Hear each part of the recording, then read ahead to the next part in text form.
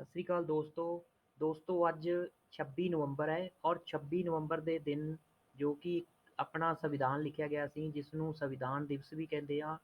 ਔਰ ਇਸ ਸੰਵਿਧਾਨ ਦੇ ਵਿੱਚ ਜੋ 46 ਆਰਟੀਕਲ ਹੈ ਉਸ ਦੇ ਤਹਿਤ ਜੋ ਰਿਜ਼ਰਵੇਸ਼ਨ ਹੈ ਉਸ ਦੇ according doctor B R Ambedkar ਜਿਹੜੀ ਹੈ ਪੋਸਟ ਮੈਟ੍ਰਿਕ ਸਕਾਲਰਸ਼ਿਪ ਜੋ ਭਰੀ ਜਾਂਦੀ ਹੈ ਉਹਦੇ ਬਾਰੇ ਮੈਂ ਤੁਹਾਨੂੰ ਜਿਹੜਾ ਅੱਜ ਦੱਸਾਂਗਾ। डॉक्टर बी आर ਅੰਬੇਦਕਰ ਜਿਹੜੀ ਪੋਸਟ ਮੈਟ੍ਰਿਕ ਸਕਾਲਰਸ਼ਿਪ ਸਕੀਮ ਹੈ ਉਹ ਐਸਸੀ ਔਰ ਓਬੀਸੀ ਕੈਟਾਗਰੀ ਦੇ ਲਈ ਫਿਲ ਹੁੰਦੀ ਹੈ। ਔਰ ਇਹ ਇੱਕ ਆਨਲਾਈਨ ਪੋਰਟਲ ਜਿਹੜਾ ਹੈ ਅਪਲਾਈ ਕੀਤਾ ਗਿਆ ਹੈ ਔਰ ਇਹਦੇ ਵਿੱਚ ਜਿਹੜੇ ਜ਼ਰੂਰੀ ਦੇ ਦਸਤਾਵੇਜ਼ ਨੇ ਮੈਂ ਤੁਹਾਨੂੰ ਉਹ ਦੱਸੂਗਾ ਕੀ ਜ਼ਰੂਰੀ ਦਸਤਾਵੇਜ਼ ਚਾਹੀਦੇ ਹੈਗੇ ਨੇ ਫਾਰਮ ਫਿਲ ਕਰਨ ਤੋਂ ਪਹਿਲਾਂ। ਦੋਸਤੋ ਅਪਲਾਈ ਕਰਨ ਦੇ ਲਈ ਜਿਹੜੀ ਹੈਗੀ ਆ ਐਸਸੀ ਕੈਟਾਗਰੀ ਆ ਉਹਦੇ ਲਈ ਮਿਨੀਮਮ ਤੁਹਾਡੇ ਕੋਲ 4 ਲੱਖ ਰੁਪਏ ਤੋਂ ਘੱਟ ਜਿਹੜੀ ਹੈ ਤੁਹਾਡੀ ਸਾਲਾਨਾ ਆਮਦਨ ਹੋਣੀ ਚਾਹੀਦੀ ਹੈ। ਔਰ ਇਹ 10ਵੀਂ ਤੋਂ ਬਾਅਦ ਜਿੰਨੇ ਵੀ ਪੰਜਾਬ 'ਚ ਕੋਰਸਿਸ ਹੈਗੇ ਨੇ ਜਾਂ ਚੰਡੀਗੜ੍ਹ ਦੇ ਵਿੱਚ ਉਚੇਰੀ ਵਿੱਦਿਆ ਲੈਣ ਲਈ ਜਿਹੜੇ ਹੈਗੇ ਨੇ ਉਹਦੇ ਵਜ਼ੀਫੇ ਦੇ ਇਹ ਯੋਗ ਹੋਣਗੇ। ਜੋ ਓਬੀਸੀ ਕੈਟਾਗਰੀ ਨੂੰ ਬਿਲੋਂਗ ਕਰਦੇ ਨੇ ਉਹਨਾਂ ਦੀ 1.5 ਲੱਖ ਰੁਪਏ ਤੋਂ ਘੱਟ ਹੋਵੇ ਤਾਂ ਉਹ 10ਵੀਂ ਜਾਂ ਉਸ ਤੋਂ ਬਾਅਦ ਭਾਰਤ ਦੇ ਕਿਸੇ ਵੀ ਕੋਰਸ ਲਈ ਉਚੇਰੀ ਵਿੱਦਿਆ ਜਿਹੜੀ ਲੈਣ ਲਈ ਵਜ਼ੀਫੇ ਦੇ ਹੱਕਦਾਰ ਹਨ। ਜਿਹੜੇ ਯੋਗ ਵਿਦਿਆਰਥੀ ਹਨ ਉਹ ਆਪਣੀਆਂ ਆਨਲਾਈਨ ਅਰਜ਼ੀਆਂ ਪ੍ਰਾਪਤ ਕਰਨ ਲਈ ਇਸ ਵੈਬਸਾਈਟ ਦੇ ਉੱਪਰ www.scholarships.punjab.gov.in ਤੇ ਜਾ ਕੇ ਆਪਣਾ ਪੋਰਟਲ ਓਪਨ ਕਰ ਸਕਦੇ ਨੇ।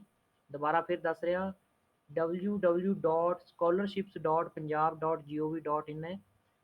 ਪਹਿਲਾਂ ਜਿਹੜੀ ਸੀ ਵੈਬਸਾਈਟ www.punjabscholarships.gov.in ਸੀ ਇਹਨੂੰ ਹੁਣ ਬਦਲ ਕੇ www.scholarships.punjab.gov.in ਓਪਨ ਕਰਤਾ ਹੈਗਾ। ਇਹਦੇ ਲਈ ਇਹ ਇਸ ਤਰ੍ਹਾਂ ਤੁਹਾਨੂੰ ਹੋਮ ਪੇਜ ਓਪਨ ਹੋਊਗਾ। ਇਸ ਨੂੰ ਦੇਖਣ ਤੋਂ ਪਹਿਲਾਂ ਮੈਂ ਤੁਹਾਨੂੰ ਕੁਝ ਇਹਦੀਆਂ ਡੈਡਲਾਈਨਸ ਦੱਸ ਰਿਹਾ। ਇਹਦਾ ਜਿਹੜਾ ਪੋਰਟਲ ਯਾਨੀ ਕਿ ਅੱਜ 26 ਨਵੰਬਰ 2020 ਤੋਂ ਸਟਾਰਟ ਹੋ ਗਿਆ ਹੈ ਔਰ ਇਹਦਾ ਫਰੈਸ਼ ਚਾਹੇ ਰੀਨਿਊ ਸਟੂਡੈਂਟ ਨੇ ਉਹਨਾਂ ਨੂੰ 4 ਜਨਵਰੀ 2021 ਤੱਕ ਜਿਹੜਾ ਟਾਈਮ ਦਿੱਤਾ ਗਿਆ ਹੈ। ਸੋ ਮੈਂ ਸੁਜੈਸਟ ਕਰਦਾ ਕਿ ਤੁਸੀਂ ਇਸ ਤੋਂ ਪਹਿਲਾਂ ਜਿਹੜਾ ਇਹਨੂੰ ਆਪਣਾ ਆਨਲਾਈਨ ਫਿਲ ਕਰ ਦਿਓ ਫਾਰਮ। ਔਰ ਇਸ ਤੋਂ ਬਾਅਦ ਜਿਹੜਾ ਇੰਸਟੀਚਿਊਟ ਨੂੰ ਜਿਹੜਾ ਆਪਣੇ ਸਕੂਲ ਜਾਂ ਆਪਣੇ ਕਾਲਜ ਦੇ ਜਿਹੜੇ ਇੰਸਟੀਚਿਊਟ ਨੇ ਉਹਨੂੰ ਤੁਸੀਂ ਸੈਂਡ ਕਰਨਾ ਹੈ ਅਪ ਟੂ 22 ਜਨਵਰੀ 2021 ਤੋਂ ਪਹਿਲੇ। ਔਰ ਨੈਕਸਟ ਜਿਹੜਾ ਹੈ ਇੰਸਟੀਚਿਊਟ ਅੱਗੇ ਫਾਰਵਰਡ ਕਰਦਾ ਹੈ ਲਾਈਨ ਡਿਪਾਰਟਮੈਂਟ ਨੂੰ। ਉਹਦੀ ਜਿਹੜੀ ਲਾਸਟ ਡੇਟ ਦਿੱਤੀ ਗਈ ਹੈ 22 ਫੈਬ 2021। ਲਾਈਨ ਡਿਪਾਰਟਮੈਂਟ ਜਿਹੜਾ ਨੈਕਸਟ ਜਿਹੜਾ ਹੈਗਾ ਤੁਹਾਡਾ ਉਹ ਅੱਗੇ ਸੈਂਡ ਕਰਦਾ ਹੈ ਵੈਲਫੇਅਰ ਡਿਪਾਰਟਮੈਂਟ ਨੂੰ ਔਰ ਉਹਦੀ ਡੇਟ ਹੈ 15 ਮਾਰਚ 2021। ਔਰ 15 ਮਾਰਚ ਜਿਹੜੀ 2021 ਡੇਟ ਹੈ ਉਹ 10 ਵਜੇ ਰਾਤ ਤੱਕ ਹੀ ਪੋਰਟਲ ਹੋਊਗਾ ਔਨ, ਉਸ ਤੋਂ ਬਾਅਦ ਜਿਹੜਾ ਹੈ ਕਲੋਜ਼ ਹੋ ਜਾਊਗਾ। ਸੋ ਦੋਸਤੋ ਇਹ ਜਿਹੜੀਆਂ ਹੈਗੀਆਂ ਨੇ ਡੇਟ ਜਿੰਨੀਆਂ ਵੀ ਨੇ ਤੁਸੀਂ ਇਹਨੂੰ ਨੋਟ ਕਰ ਲਓ। ਔਰ ਇਸ ਡੈਡਲਾਈਨ ਤੋਂ ਪਹਿਲੇ ਜਿਹੜਾ ਹੈਗਾ ਤੁਸੀਂ ਮੈਂ ਸਾਰਿਆਂ ਨੂੰ ਸੁਜੈਸਟ ਕਰੂੰਗਾ ਕਿ ਆਪਣਾ ਜਿਹੜਾ ਪੋਰਟਲ ਆਨਲਾਈਨ ਜਿਹੜਾ ਹੈ ਅਪਲਾਈ ਕਰ ਦਿਓ। ਬਾਅਦ 'ਚ ਕਿਤੇ ਸਰਵਰ ਡਾਊਨ ਦੀ ਪ੍ਰੋਬਲਮ ਜਾਂ ਤੁਹਾਡਾ ਫਾਰਮ ਨਹੀਂ ਫਿਲ ਹੋਇਆ ਤਾਂ ਤੁਸੀਂ ਇਸ ਚੀਜ਼ ਤੋਂ ਜਾਂ ਸਕਾਲਰਸ਼ਿਪ ਤੋਂ ਜਿਹੜਾ ਹੈ ਵਾਂਝੇ ਰਹਿ ਜਾਓਗੇ। ਸੋ ਇਹਦੇ ਲਈ ਇੱਕ ਨਵੀਂ ਵਿਧੀ ਅਪਣਾਈ ਗਈ ਹੈ। ਵਿਦਿਆਰਥੀ ਵੱਲੋਂ ਜਿਹੜਾ ਅਪਲਾਈ ਕਰਨ ਦਾ ਜਿਹੜਾ ਪੋਰਟਲ ਹੈ ਉਹਦੇ 'ਤੇ ਰਜਿਸਟਰ ਕਰਨਾ ਲਾਜ਼ਮੀ ਹੈ ਔਰ ਉਹਦੇ ਲਈ ਤੁਹਾਡੇ ਕੋਲ ਆਧਾਰ ਕਾਰਡ ਜਿਹੜਾ ਹੈ ਉਹ ਹੋਣਾ ਜ਼ਰੂਰੀ ਹੈ। ਗਲਤ ਆਧਾਰ ਕਾਰਡ ਨੰਬਰ ਪੋਰਟਲ ਜਿਹੜਾ ਰਜਿਸਟਰ ਨਹੀਂ ਕਰ ਸਕਦਾ। ਵਿਦਿਆਰਥੀ ਇੱਕ ਤੋਂ ਵੱਧ ਸੰਸਥਾਵਾਂ 'ਤੇ ਵੀ ਜਿਹੜਾ ਅਪਲਾਈ ਨਹੀਂ ਕਰ ਸਕਦਾ। ਔਰ ਇਹਦੇ ਲਈ ਜਿਹੜੇ ਜ਼ਰੂਰੀ ਦੇ ਦਸਤਾਵੇਜ਼ ਨੇ ਜਿਹਦੇ ਵਿੱਚ ਤੁਹਾਡੇ ਕੋਲ ਜਿਹੜਾ ਹੈ ਅੰਡਰਟੇਕਿੰਗ ਜੋ ਤੁਹਾਡੇ ਆਪਣਾ ਵੈਬਸਾਈਟ ਦੇ ਵਿੱਚ ਹੀ ਜਿਹੜਾ ਇੱਕ ਤੁਹਾਨੂੰ ਅੰਡਰਟੇਕਿੰਗ ਦਾ ਜਿਹੜਾ ਫਾਰਮ ਹੋਊਗਾ ਉਹਨੂੰ ਤੁਸੀਂ ਜਿਹੜਾ ਹੈ ਹੱਥ ਨਾਲ ਆਪਣਾ ਲਿਖ ਕੇ ਉਹਨੂੰ ਫਿਲ ਕਰਕੇ ਤੇ ਅਪਲੋਡ ਵੀ ਕਰਨਾ ਹੈ ਤੇ ਦਸਤਾਵੇਜ਼ ਦੇ ਨਾਲ ਅਟੈਚ ਵੀ ਕਰਨਾ ਹੈ ਬਾਅਦ 'ਚ ਹਾਰਡ ਕਾਪੀ ਦੇ ਤੌਰ 'ਤੇ। ਔਰ ਤੁਹਾਡੇ ਕੋਲ ਜਾਤੀ ਪ੍ਰਮਾਣ ਸਰਟੀਫਿਕੇਟ ਜੇ ਐਸਸੀ ਕੈਟਾਗਰੀ ਦਾ ਤਾਂ ਐਸਸੀ ਸਰਟੀਫਿਕੇਟ, ਜੇ ਓਬੀਸੀ ਕੈਟਾਗਰੀ ਦਾ ਤਾਂ ਓਬੀਸੀ ਸਰਟੀਫਿਕੇਟ। ਉਸ ਤੋਂ ਬਾਅਦ ਜਿਹੜਾ ਹੈ ਤਹਿਸੀਲਦਾਰ ਵੱਲੋਂ ਆਮਦਨ ਸਰਟੀਫਿਕੇਟ ਜੋ ਇੱਕ ਸਾਲਾਨਾ ਆਮਦਨ ਸਰਟੀਫਿਕੇਟ ਹੁੰਦਾ ਹੈ ਉਹ ਤੁਸੀਂ ਤਹਿਸੀਲਦਾਰ ਵੱਲੋਂ ਜਿਹੜਾ ਹੈ ਇੱਕ ਬਣਵਾਉਣਾ ਹੋਊਗਾ।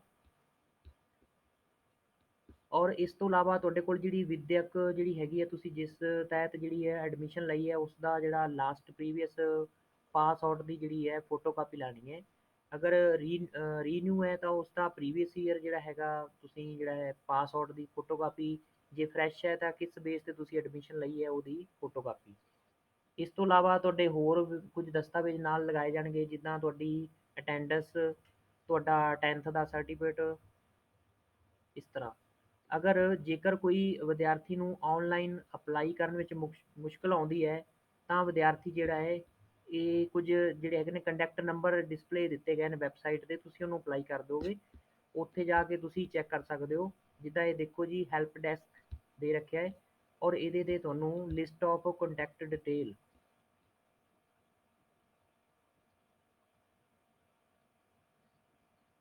ਇਹ ਦੇਖੋ ਜੀ, ਤੁਸੀਂ ਆਪਣਾ ਜਿਹੜਾ ਹੈਗਾ ਡਿਸਟ੍ਰਿਕਟ ਵਾਈਜ਼ ਜਿਹੜਾ ਹੈ, ਤੁਸੀਂ ਆਪਣਾ ਸਿਲੈਕਟ ਕਰਕੇ ਉੱਥੇ ਤੁਸੀਂ ਜਿਹੜਾ ਹੈ ਉਹਨਾਂ ਨੂੰ ਮੇਲ ਕਰ ਸਕਦੇ ਹੋ, ਜਾਂ ਉਹਨਾਂ ਨੂੰ ਫ਼ੋਨ 'ਤੇ ਜਿਹੜਾ ਹੈ ਤੁਸੀਂ ਆਪਣਾ ਜਿਹੜੀ ਪ੍ਰੋਬਲਮ ਹੈ ਤੁਸੀਂ ਉਹਦੇ ਬਾਰੇ ਡਿਸਕਸ ਕਰ ਸਕਦੇ ਹੋ। ਔਰ ਇਸ ਤਰ੍ਹਾਂ ਜਿਹੜਾ ਤੁਹਾਨੂੰ ਇੱਕ ਹੋਮ ਪੇਜ ਜਿਹੜਾ ਹੈ ਹੋਊਗਾ, ਤੁਸੀਂ ਸਭ ਤੋਂ ਪਹਿਲਾਂ ਜਿਹੜਾ ਹੈ ਸਟੂਡੈਂਟ ਰਜਿਸਟ੍ਰੇਸ਼ਨ 'ਤੇ ਕਲਿੱਕ ਕਰਨਾ ਹੋਊਗਾ। ਔਰ ਉਹਦੇ ਲਈ ਤੁਸੀਂ ਜਿਹੜਾ ਹੈ, ਤੁਹਾਡੇ ਕੋਲ ਆਧਾਰ ਕਾਰਡ, ਤੁਹਾਡਾ ਜਿਹੜਾ ਹੈ ਬੈਂਕ ਦੀ ਕਾਪੀ, ਇਹ ਔਰ ਪੰਜਾਬ ਜਿਹੜਾ ਇੱਕ ਰੈਜ਼ੀਡੈਂਟ ਦਾ, ਤੁਹਾਡੀ ਕੈਟਾਗਰੀ ਦਾ, ਔਰ ਇਨਕਮ ਦਾ ਸਰਟੀਫਿਕੇਟ, ਇਹ ਜਿਹੜੇ ਦਸਤਾਵੇਜ਼ ਤੁਹਾਡੇ ਕੋਲ ਹੋਣੇ ਜ਼ਰੂਰੀ ਨੇ। ਜਿਹੜਾ ਇਨਕਮ ਸਰਟੀਫਿਕੇਟ ਹੈ ਉਹ ਤੁਹਾਡੇ ਕੋਲ ਇੱਕ ਓਰੀਜਨਲ ਹੋਣਾ ਚਾਹੀਦਾ ਹੈ, ਉਹਦੀ ਫੋਟੋਕਾਪੀ ਜਿਹੜੀ ਹੈ ਨਹੀਂ ਮੰਨੀ ਜਾਊਗੀ।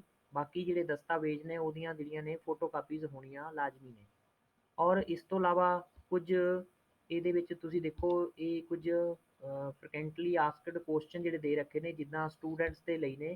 ਤੁਹਾਨੂੰ ਮੈਂ ਇਹਦੇ ਜ਼ਰੀਏ ਤੁਹਾਨੂੰ ਕੁਝ ਦੱਸਣਾ ਚਾਹੂੰਗਾ ਕਿ ਕਿਹੜੀਆਂ ਜਿਹੜੀਆਂ ਨੇ ਕੁਐਸ਼ਨਿੰਗ ਹੋ ਸਕਦੀ ਹੈ। ਜਿੱਦਾਂ ਦੇਖੋ ਜੀ, ਸਭ ਤੋਂ ਪਹਿਲਾਂ ਇਹਨਾਂ ਨੇ ਦੇ ਰੱਖਿਆ ਹੈਗਾ ਵੀ what is the last date of submitting application online. ਇਹਦੇ 'ਚ ਦੇਖੋ ਜੀ, ਮੈਂ ਤੁਹਾਨੂੰ ਪਹਿਲਾਂ ਹੀ ਦੱਸ ਚੁੱਕਿਆ ਹੈਗਾ, ਜਿਹੜੀ ਲਾਸਟ ਡੇਟ ਹੈਗਾ ਉਹ ਹੈ 4 ਜਨਵਰੀ 2021।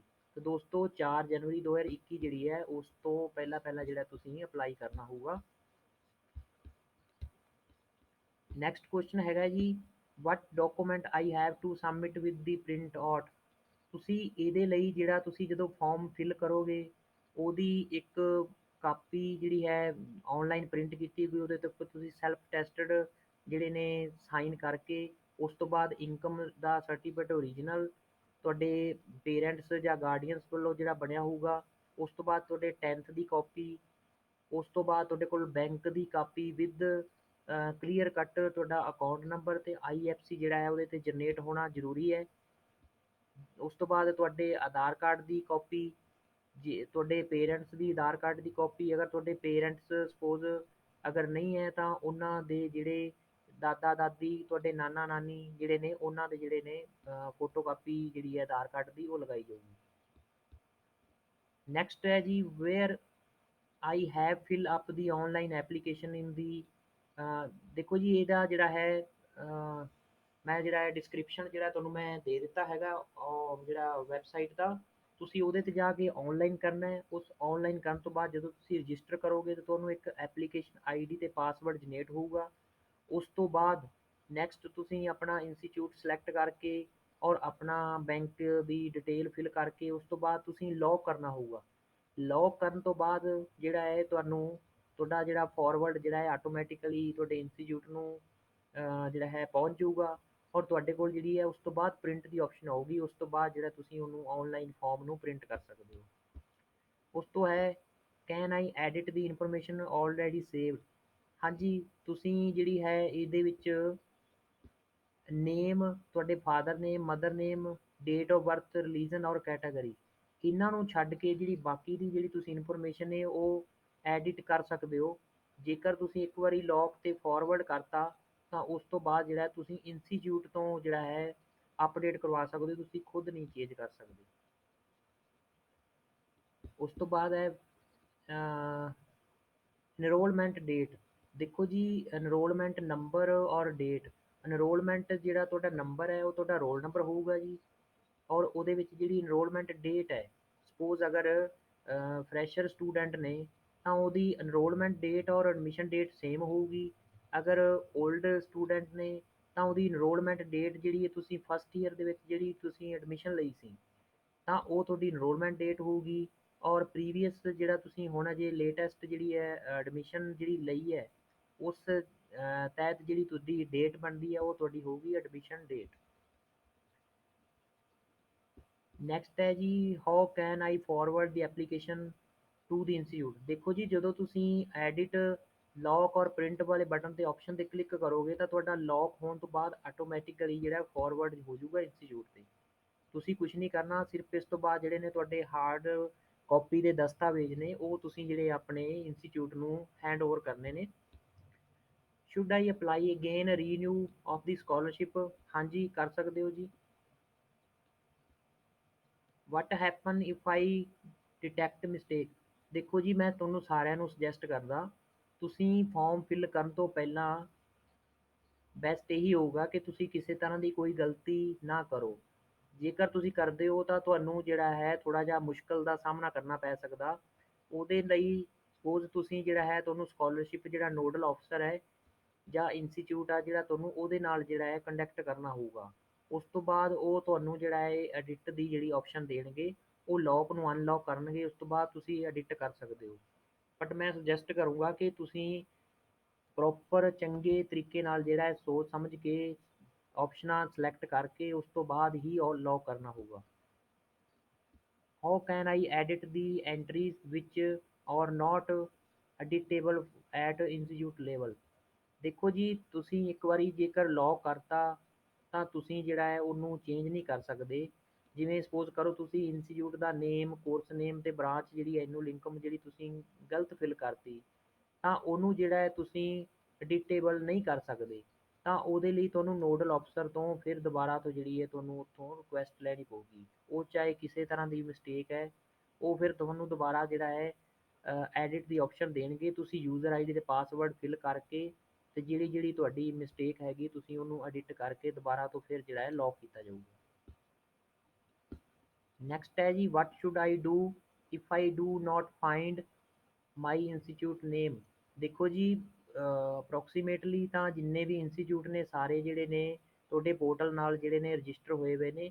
ਇਨ ਕੇਸ ਅਗਰ ਨਹੀਂ ਹੁੰਦਾ ਤਾਂ ਤੁਸੀਂ ਜਿਹੜਾ ਆਪਣਾ ਸਕੂਲ ਹੈ ਜਾਂ ਤੁਹਾਡਾ ਇੰਸਟੀਚਿਊਟ ਹੈ ਤੁਸੀਂ ਉਹਦੇ ਨਾਲ ਕੰਟੈਕਟ ਕਰੋ, ਤਾਂ ਕਿ ਉਹ ਨੋਡਲ ਅਫਸਰ ਜਿਹੜੇ ਨੇ ਉਹਨਾਂ ਨਾਲ ਕੰਸਰਨ ਕਰਕੇ ਤੁਹਾਡਾ ਜਿਹੜਾ ਵੈਬਸਾਈਟ ਦੇ ਨਾਲ ਜਿਹੜਾ ਹੈ ਕਾਲਜ ਜਾਂ ਸਕੂਲ ਹੈ ਜੋ ਵੀ ਹੈ ਉਹ ਰਜਿਸਟਰ ਕਰਨਗੇ। ਉਸ ਤੋਂ ਬਾਅਦ ਜਿਹੜਾ ਤੁਹਾਨੂੰ ਡਰੋਪ ਡਾਊਨ ਦੇ ਵਿੱਚ ਜਿਹੜਾ ਤੁਹਾਡੇ ਮੈਨੂ ਦੇ ਵਿੱਚ ਤੁਹਾਡਾ ਇੰਸਟੀਚਿਊਟ ਜਾਂ ਸਕੂਲ ਜੋ ਵੀ ਹੈ ਉਹ ਉੱਥੇ ਵਿਜ਼ੀਬਲ ਹੋ ਜਾਊਗਾ।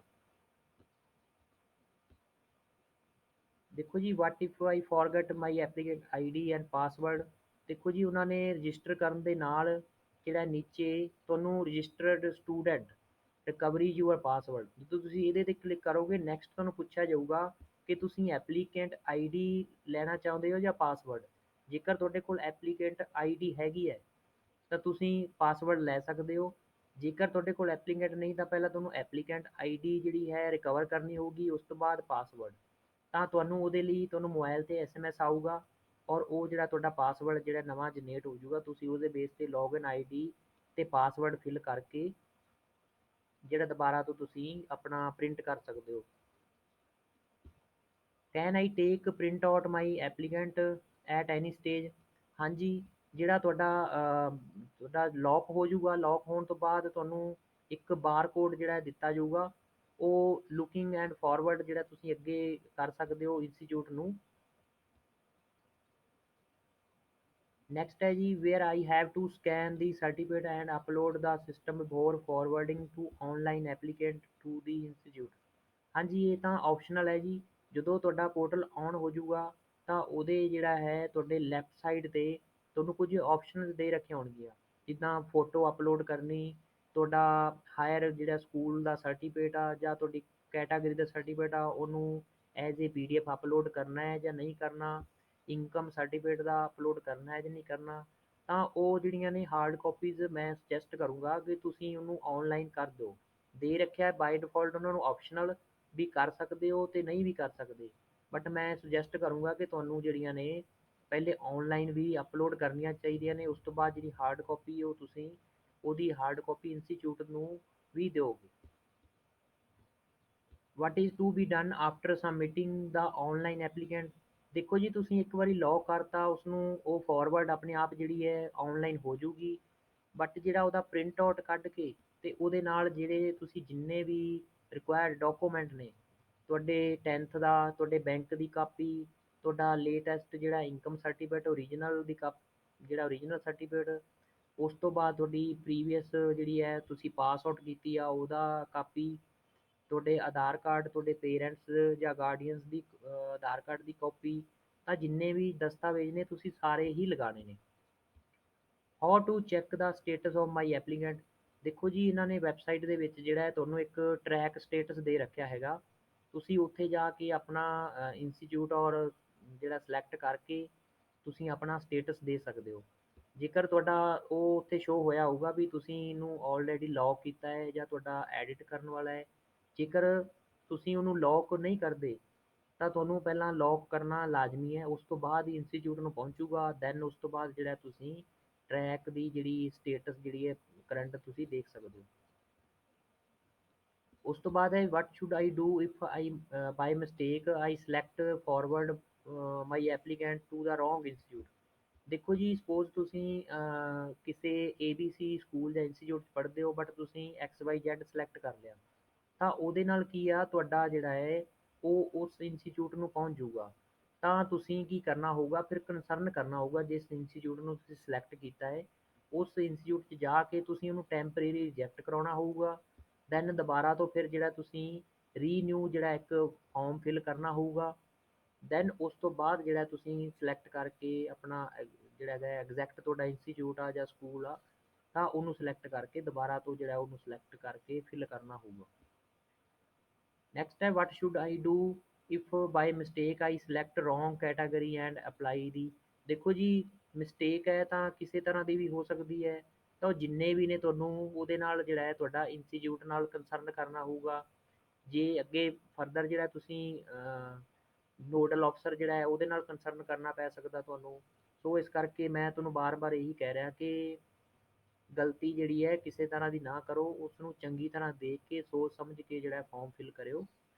How can I apply the scholarship if I am student of institute located outside Punjab.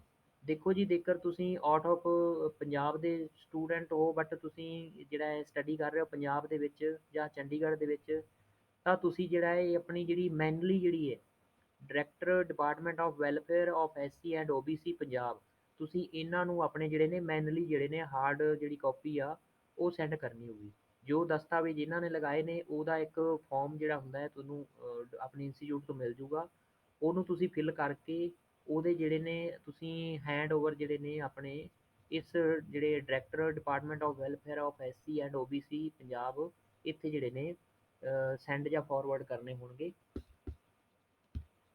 ਸੋ ਇਹ ਤਾਂ ਅਸੀਂ ਕੁਝ ਜ਼ਰੂਰੀ ਗੱਲਾਂ ਜਿਹੜੀਆਂ ਫਾਰਮ ਫਿਲ ਕਰਨ ਤੋਂ ਪਹਿਲਾਂ ਜਿਹੜੀਆਂ ਨੇ ਫਿਲ ਕਰਨੀਆਂ ਹੁੰਦੀਆਂ ਨੇ।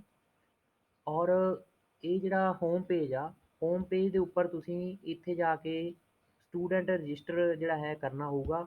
ਸਟੂਡੈਂਟ ਰਜਿਸਟਰ ਕਰਨ ਤੋਂ ਬਾਅਦ ਤੁਹਾਨੂੰ ਜਿਹੜਾ ਹੈ ਇੱਥੇ ਤੁਹਾਡੇ ਕੋਲ ਆਧਾਰ ਕਾਰਡ, ਤੁਹਾਨੂੰ ਇਸ ਤੋਂ ਬਾਅਦ ਦੇਖੋ ਜੀ ਸਭ ਤੋਂ ਪਹਿਲਾਂ ਤੁਸੀਂ ਇੱਥੇ ਇਹ ਸਿਲੈਕਟ ਕਰਨਾ ਹੋਊਗਾ, ਮੈਨੇਜਮੈਂਟ ਕੋਟਾ ਨਹੀਂ ਸਿਲੈਕਟ ਕਰਨਾ ਜੀ, ਨੋਨ ਮੈਨੇਜਮੈਂਟ ਕੋਟਾ ਸਿਲੈਕਟ ਕਰਨਾ। ਇਨ ਕੇਸ ਤੁਸੀਂ ਮੈਨੇਜਮੈਂਟ ਕੋਟਾ ਸਿਲੈਕਟ ਕਰਦੇ ਹੋ ਤਾਂ ਤੁਸੀਂ ਐਲੀਜੀਬਲ ਨਹੀਂ ਹੋਗੇ ਸਕਾਲਰਸ਼ਿਪ ਦੇ। ਦੇਖੋ ਜੀ management quota status are not eligible for this portal. So ਇਸ ਕਰਕੇ ਤੁਸੀਂ ਜਿਹੜਾ ਹੈ ਨੋਨ ਮੈਨੇਜਮੈਂਟ ਕੋਟਾ ਜਿਹੜਾ ਸਿਲੈਕਟ ਕਰੋਗੇ। ਉਸ ਤੋਂ ਬਾਅਦ ਤੁਸੀਂ ਆਪਣਾ Aadhaar card number, date of birth, first name, middle name, last name, then gender ਤੇ ਆਈ ਐਗਰੀ। ਇਸ ਤੋਂ ਬਾਅਦ ਕੀ ਹੈ ਤੁਸੀਂ ਜੀ ਆਪਣਾ ਰਜਿਸਟਰ ਹੋ ਜਾਓਗੇ।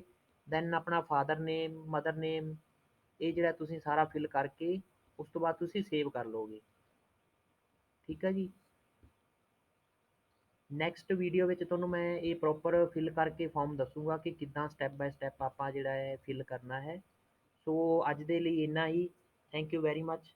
ਲਾਈਕ ਤੇ ਕਮੈਂਟ ਜ਼ਰੂਰ ਕਰਨਾ ਜੀ। Thank you so much.